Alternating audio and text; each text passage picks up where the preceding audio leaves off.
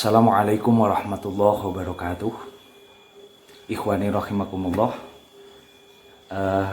Ada 8 kesunahan dalam rangka untuk menyambut malam Lailatul Qadar, karena kita tahu malam nanti insya Allah kita ada di malam 21.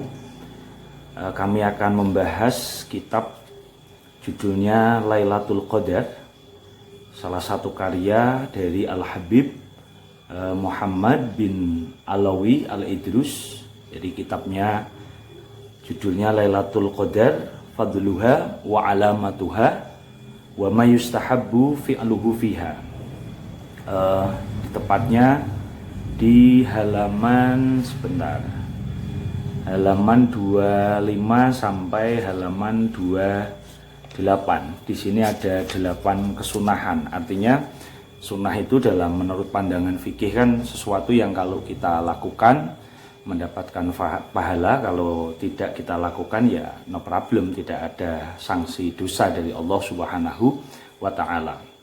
Langsung saja kami akan bacakan. Yang pertama adalah meluruskan dan napa niki istilahipun membulatkan niat. Ada azam, menata niat,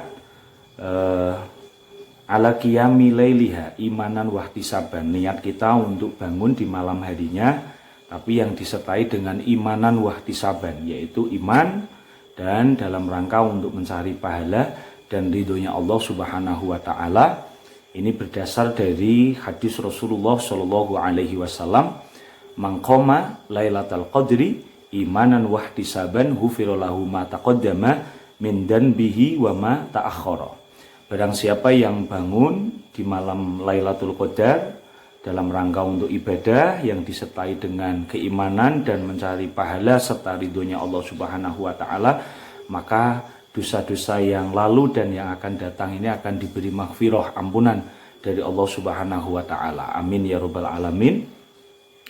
Al-hadis, jadi hadis ini kemudian dijelaskan di sini, wa malam yamwi, barang siapa yang tidak menata niat qiyamaha, yaitu ketika niat untuk bangun di malam Lailatul Qadar, menjemput Lailatul Qadar, maka lam yakhsul lahu as-sawab al-madhkur fi fadliha, kita tidak akan memperoleh pahala yang telah disebutkan di atas di dalam keutamaannya Lailatul Qadar. Kan ini sayang, artinya poin yang pertama ini betapa pentingnya kita menata niat atau memasang niat untuk bangun di malam hari, malam Lailatul Qadar. Li'anna Nabi, karena sungguhnya Nabi Shallallahu alaihi wasallam memberikan syarat ya adanya kita bangun ini yang disertai dengan biniyatil iman wal ikhtisab, yaitu dalam rangka disertai dengan niat iman dan ikhtisab, yaitu mencari pahala dan ridhonya Allah Subhanahu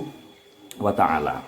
Nomor 2, disunahkan untuk mandi. Nah ini disunahkan untuk mandi, kemudian memakai parfum, menghias dan memakai pakaian yang lebih indah, lebih bagus, karena kita tahu kita mau ritual menghadap ke Allah Subhanahu wa taala. Startnya kapan? Yaitu ba'da sholatil maghrib, yaitu setelah sholat maghrib, wa qabla sholatil isya, sebelum sholat isya, wa tarawih dan tarawih. Karena ini juga dilakukan oleh kasir minas sahabah wa tabi'in, kebanyakan dari para sahabat dan tabi'in.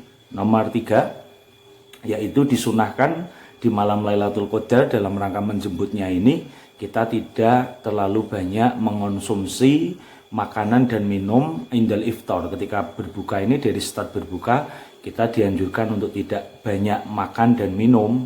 Alasannya biar kita nanti tidak merasa berat ketika ibadah dan tidak merasa lemah atau lemas ketika bangun di malam harinya.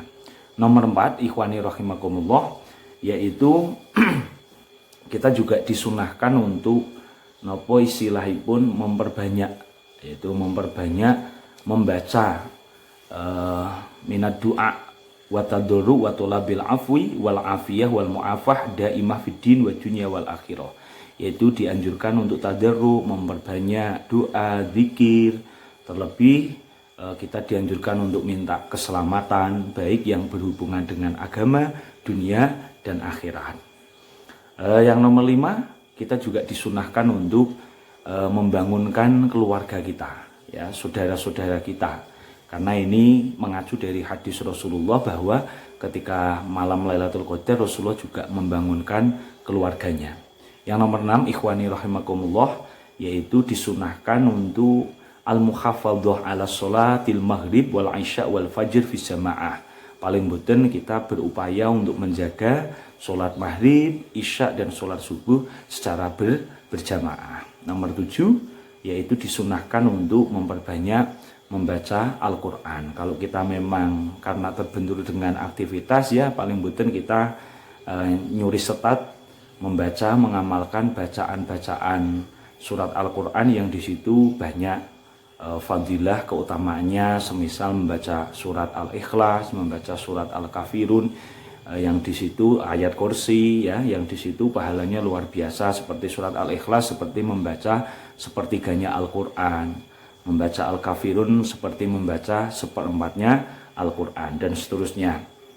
Kemudian yang terakhir, ikhwani rahimakumullah, disunahkan juga di dalam rangka menjemput Lailatul Qadar ayyaf alal al-kasir minal khairat was sadaqat wal a'mal as-solihah, yaitu kita dianjurkan untuk melakukan banyak aktivitas kebaikan yang positif, sedekah, kemudian amal-amal solihah yang lainnya.